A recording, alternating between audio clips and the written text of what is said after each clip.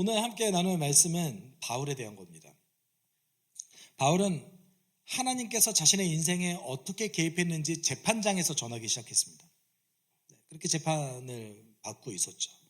그리고 복음을 전할 때 자신이 어떻게 복음을 전했는지 얘기하면서 회개를 받을 만한 열매를 맺는 삶에 대해서 자신은 전파했다라고 이야기했죠. 그래서 우리는 회개를 받을 만한 열매 맺는 삶, 회개를 받을 만한 회개에 합당한 열매 맺는 삶 중에 가장 중요한 요소가 뭐라고 그랬죠? 하나님 사랑하는 거죠.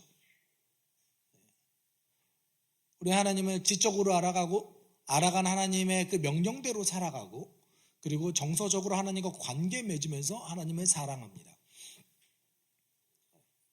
그리고 오늘 보면은 바울이 얼마나 하나님을 사랑하는지를 보여주는 본문입니다. 그래서 함께 나눴으면 좋겠는데, 바울은 23절에 자신이 전한 복음에 대해서 얘기하고 있습니다. 같이 읽어보죠. 그것은 곧 그리스도는 고난을 당하셔야 한다는 것과 그는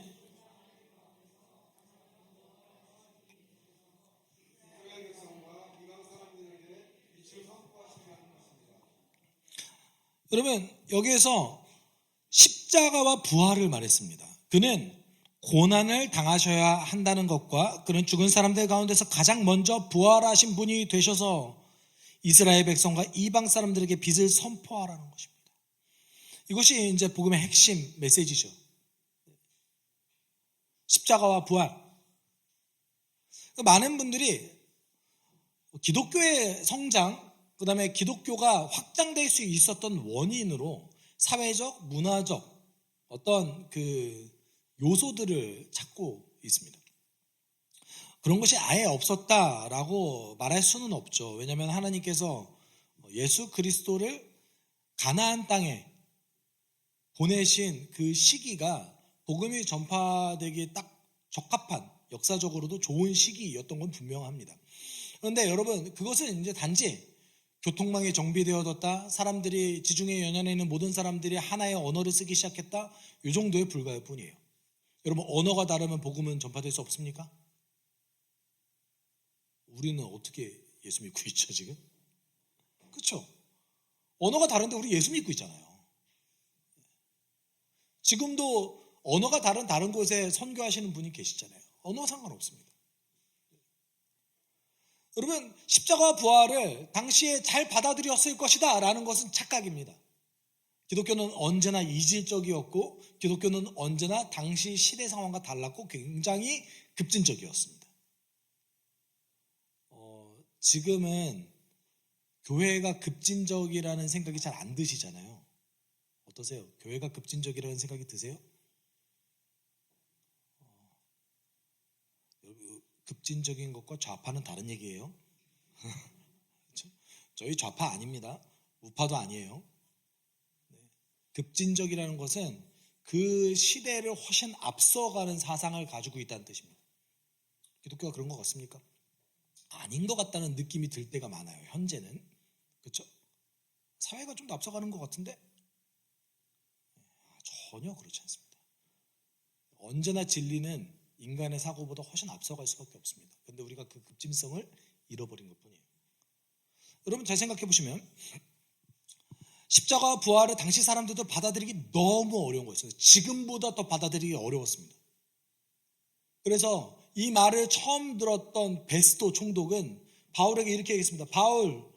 바울이 이렇게 변호하니 베스토가 큰 소리로 바울아, 내가 미쳤구나. 내 많은 학문이 너를 미치게 하였구나.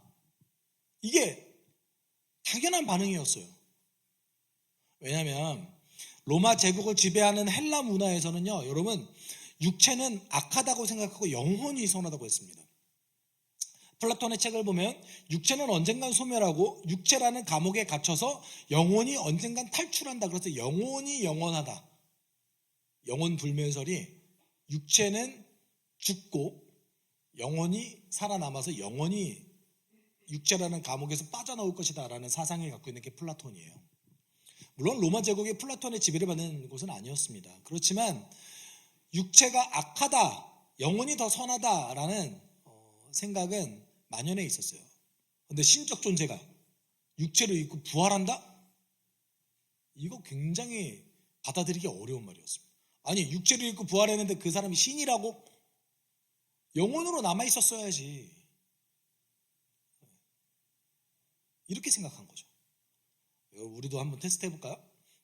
여러분, 육체와 영혼 둘 중에 어떤 게 더 선합니까? 네.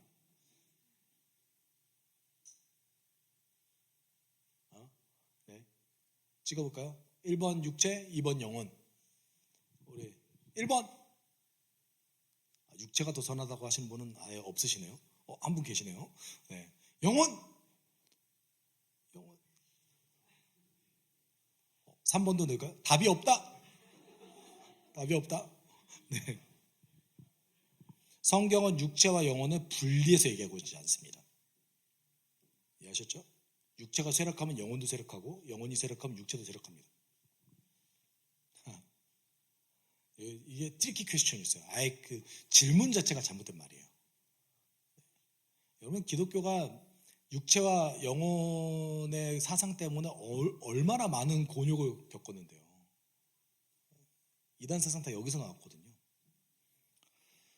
당시 로마 제국을 살아가는 지식인층에서는 복음은 절대 말도 안 되는 말이었어요. 말도 안 되는 말.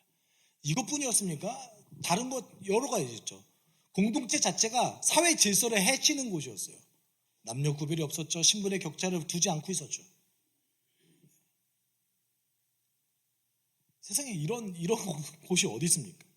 엄청난 급진성을 가지고 있었습니다. 고대 로마 제국은 기독교를 또는 예수의 가르침을 수용할 수 없는 사람들이었습니다. 그래서 고린도전서 1장 18절 이렇게 얘기하고 있죠. 십자가의 말씀이 멸망하는 자들에게는 어리석은 것이지만 구원을 받은 사람인 우리에게는 하나님의 능력입니다. 여러분, 예수를 믿고 따라가는 삶을 사람들 다 어리석게 생각해요. 우리도 때때로 그렇게 생각하지 않습니까? 내가 이렇게까지 해서 예수 믿어야 되나? 라고 생각해 본 적 있으신 분? 제가 좀 손든 거예요. 네, 제가 손든 거예요. 저 이렇게. 네. 이렇게까지 해서 예수를 믿어야 되나? 내가 이렇게까지 시간을 투자해야 되나? 내가 하나님께 이 예물을 드릴 것 같았으면 차 한 대 뽑을 수 있을 것 같은데, 조금 더 괜찮은 차로 업그레이드 할 수 있을 것 같은데. 여러분, 우리의 믿음은 어디에 있죠? 주께서 주셨던 계명이 우리에게 유익하다 라는 것이죠. 근데 사람들이 이게 유익한지 몰라요. 손해만 본다고 생각하는 거죠. 여러분, 당시 교회가 가지고 있었던 급진성은 어디서 비롯되냐면 예수를 사랑하는 것과 예수가 주셨던 그 공동체의 기쁨을 누리는 것에 있었습니다. 바울을 예로 들어보죠. 바울은 감당할 수 없는 사랑을 경험했습니다. 바울은 교회의 원수였습니다. 누구보다 교회를 싫어하는 자였고 교회를 그토록 괴롭혔던 사람이었습니다. 그런데 바울이 경험했던 것은 무엇입니까? 용서를 경험했습니다. 용납을 경험했습니다. 교회는 바울을 용서했을 뿐만 아니라 바울을 교회의 지도자로 받아들였습니다.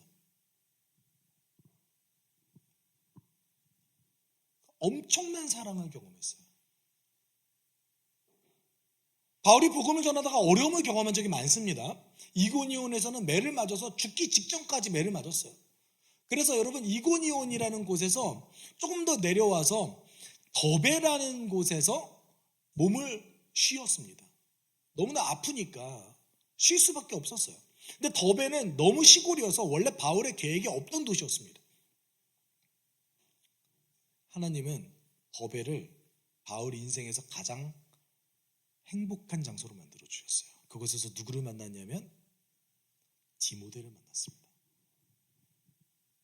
인생 가장 사랑하는 동역자를 자신의 가장 어두운 과거가 있는 아주 고통스러운 순간에 디모데를 만났어요.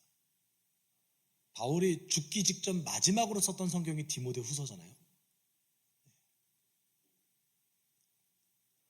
여러분, 바울은 인생에 고난이 많았어요. 복음을 전할 때에 어려움이 많았어요. 근데 그 어려움 가운데 그가 버틸 수 있었던 유일한 힘은 뭐였냐면 공동체에서 경험한 예수 그리스도에 대한 사랑, 서로가 함께하는 사랑, 용납, 용서, 세상이 줄 수 없는 수많은 만족감으로 그는 가득했던 사람이었습니다.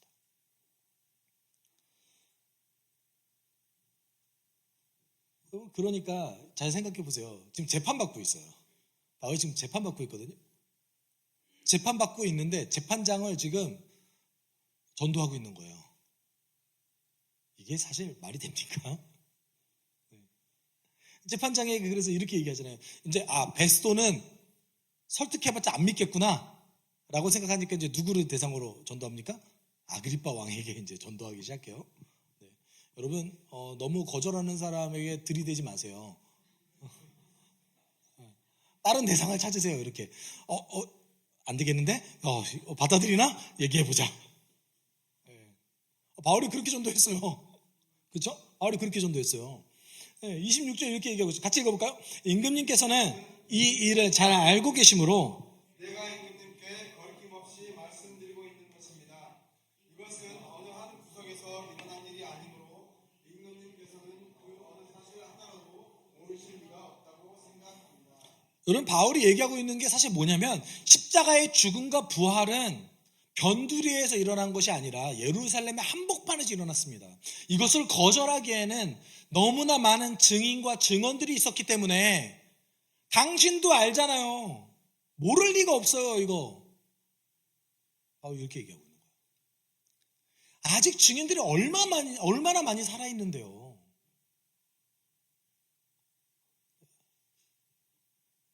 알고 있지 않았어요? 나는 당신이 알고 있는 거를 전제로 이렇게 얘기하고 있는 거예요. 그리고 이제 아그리빠 왕을 압박합니다. 아그리빠 임금님, 예언자 믿잖아요. 아니에요? 믿으시는 줄 압니다, 저는. 당신이 만약에 예언자를 믿는다면, 구약의 예언서에 등장한 메시아에 대한 예언을 당신이 믿고 있다면, 아니 어떻게 예수님을 그리스도라고 말하지 않을 수 있어요? 이 얘기하고 있는 거예요. 지금 누구를 전도하고 있어요? 유대 지역에서 가장 영향력 있는 아그리빠 왕을 전도하고 있습니다. 이 아그리빠 왕이 살짝 흔들렸어요. 그래 맞아. 나도 이게 조금 걸렸어. 부활을 거절하기가 조금 애매해. 너무 증인이 많은데.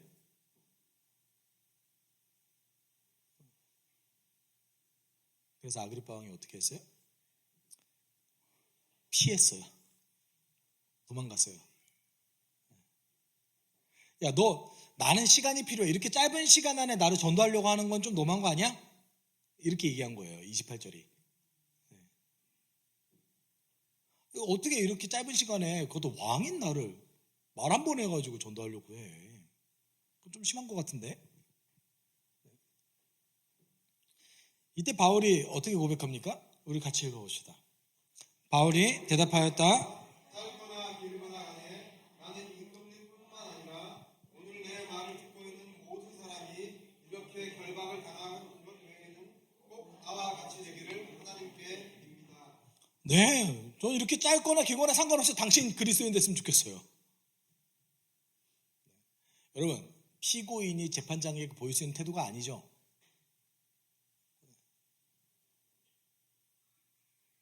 원래 여러분 그렇게 얘기하면 수그러들어야 되는 거 아닙니까? 자기가 좋은 판결을 받기 위해서. 바울 왜 이렇게까지 복음 전할까요? 사실 당시에 지도층이 특히 아그리빠 왕 정도 되는 사람이 복음을 받아들일 수 없었습니다.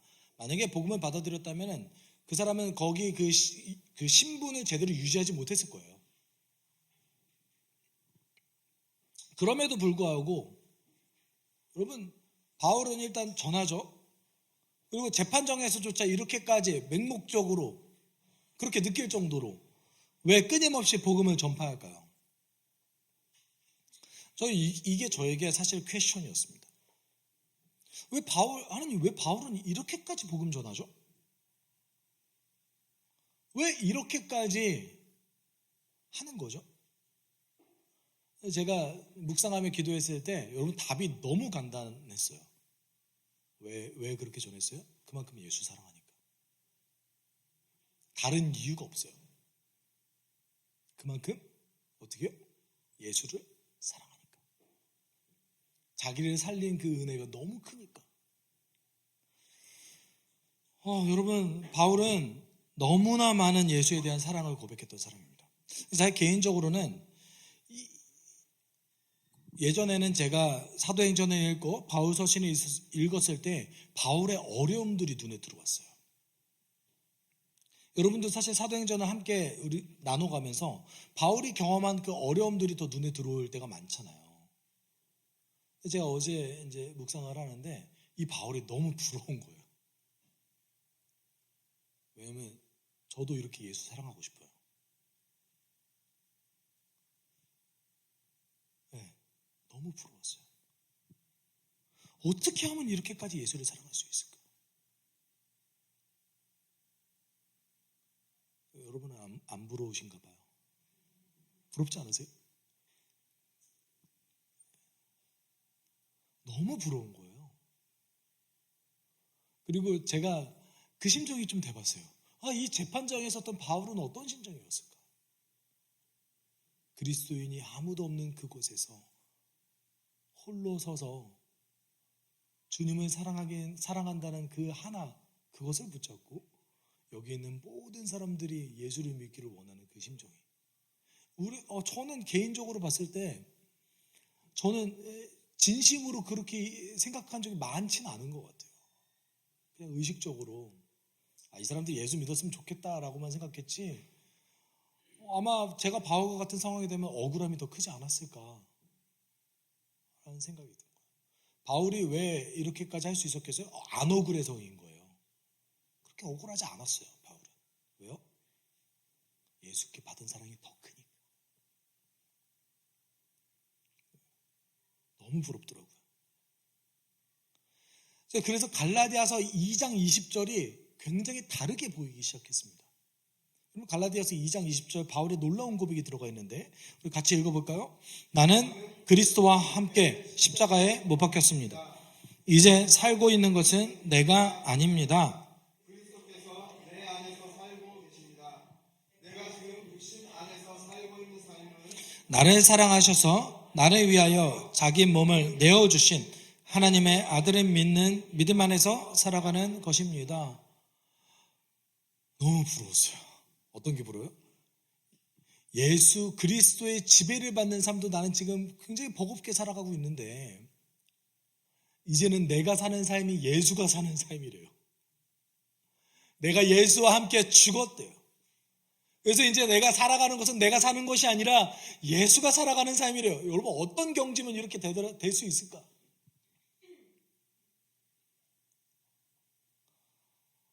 너무 놀랍지 않아요?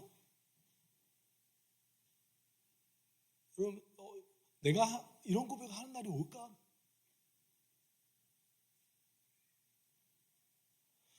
여러분, 우리는 이렇게 예수를 사랑하기 위해서 사실 두 가지가 필요합니다. 첫 번째는 우리 존재에 대해서 좀 이해를 해야 돼요. 우리 존재가 생각보다 더 돈을 사랑합니다. 우리 존재가 생각보다 더 예수의 말을 잘 안 듣습니다. 여러분, 우리는 솔직히 예수께 모든 걸 다 받았어요. 여러분, 여기 계신 모든 분들 중에서 고통 없는 행복한 삶을 살고 싶으시잖아요. 돈 많은 거 얻으실래요? 고통 없는 행복한 삶을 사실래요? 둘 중에 하나만 선택해야 돼요. 밸런스 게임입니다. 어떤 거 하실래요? 네? 고통 없이 영원히 사는 거, 행복하게. 돈 많은 거. 그러면 돈 많으면 이것도 할 수 있지 않을까요? 속으로 생각하죠. 이왕이면 돈 좀 주시지. 둘 중에 여러분 지금 선택해야 돼요. 어떤 거 하실래요? 여러분, 후자가 우리가 압도적으로 원하는 삶 아니에요, 사실은? 후자가 아닌가? 여러분의 표정을 보니까 저는 후자가 다 압도적으로 원한다고 생각했는데 아닐 수도 있겠다라는 생각이 잠깐 듭니다. 여러분, 우린 예수를 통해서 이미 선물을 다 받았어요. 가장 큰 것 이미 받았어요. 이미 다 받았는데 우리가 포장지를 더 기뻐해요. 여러분, 이게 기억하셔야 됩니다. 모든 사람은 다 이렇다. 아마 바울도 이럴 거예요.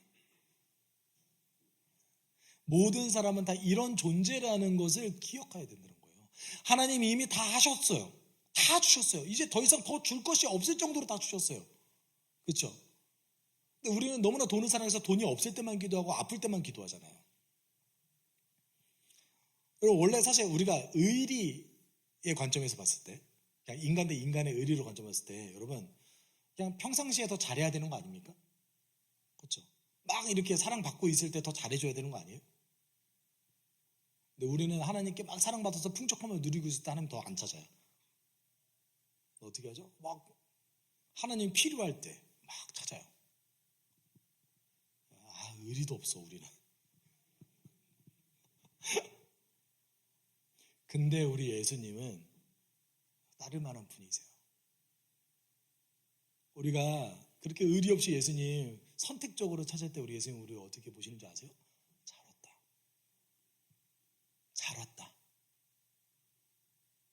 야, 내가 너 나한테 사기 많이 치는 거 알고 있어. 나한테 약속 엄청 많이 했지? 잘 안 지키잖아. 알아. 괜찮아. 근데 약속이라도 해줘서 고마워. 저는 우리 예수님이 이렇게 보실 거라고 생각합니다. 우리는 이 두 개를 알아야 됩니다. 우리는 생각보다 더 예수와 멀어지려고 하는 존재입니다. 그렇지만 우리 예수님은 생각보다 더 우리가 상상할 수 없을 정도로 우리를 사랑하십니다. 이걸 알아야 우리가 예수님과 더 가까워질 수 있어요.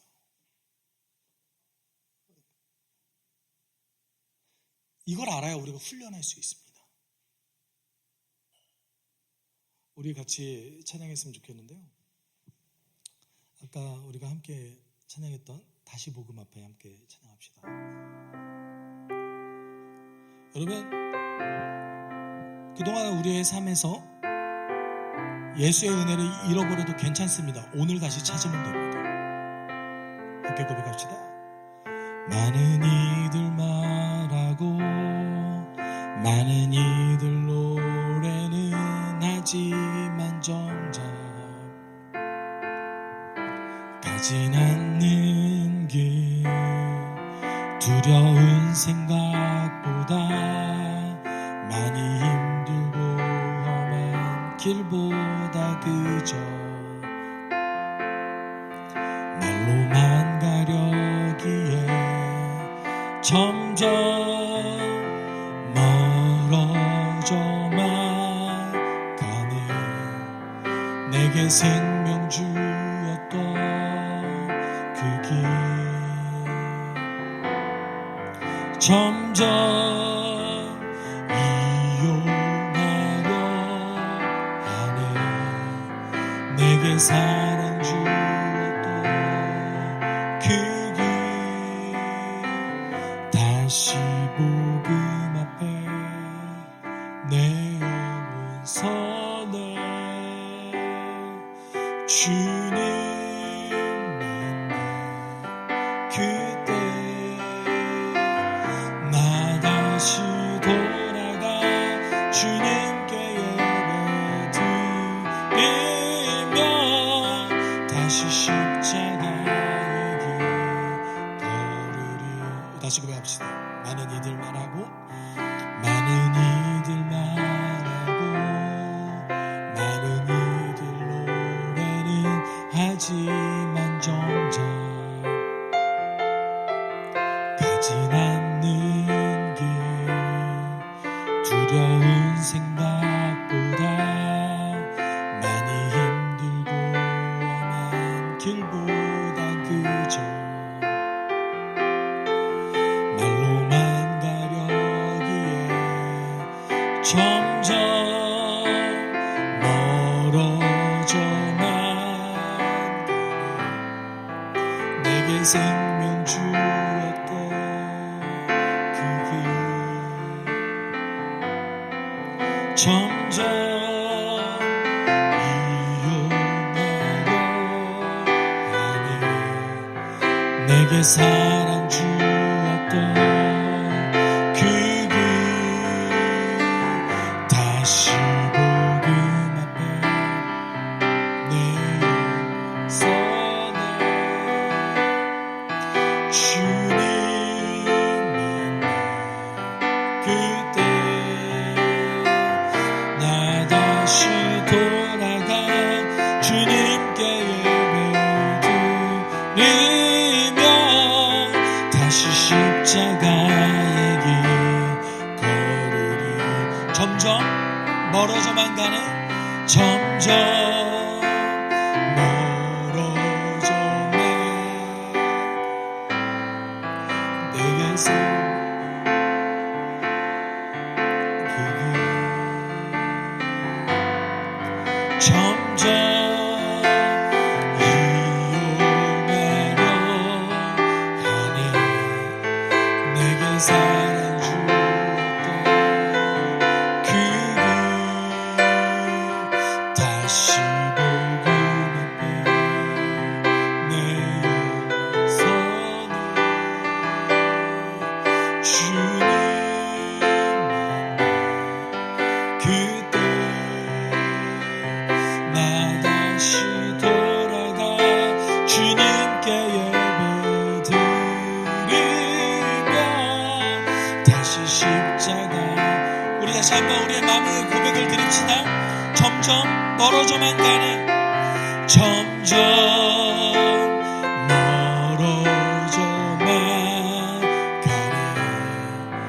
내게 생명 주었던 그 길 점점 이용하려 하네.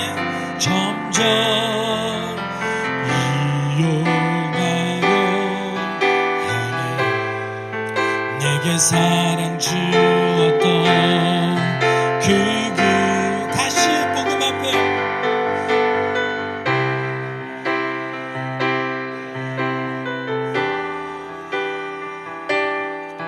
주님 그때 나 다시 돌아가 주님께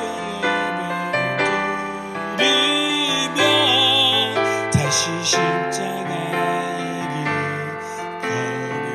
다시 복음 앞에 다시 복음 앞에 내 손에 주님 그때 나 다시 돌아가 주님께 예배드리며 다시 십자가의 길.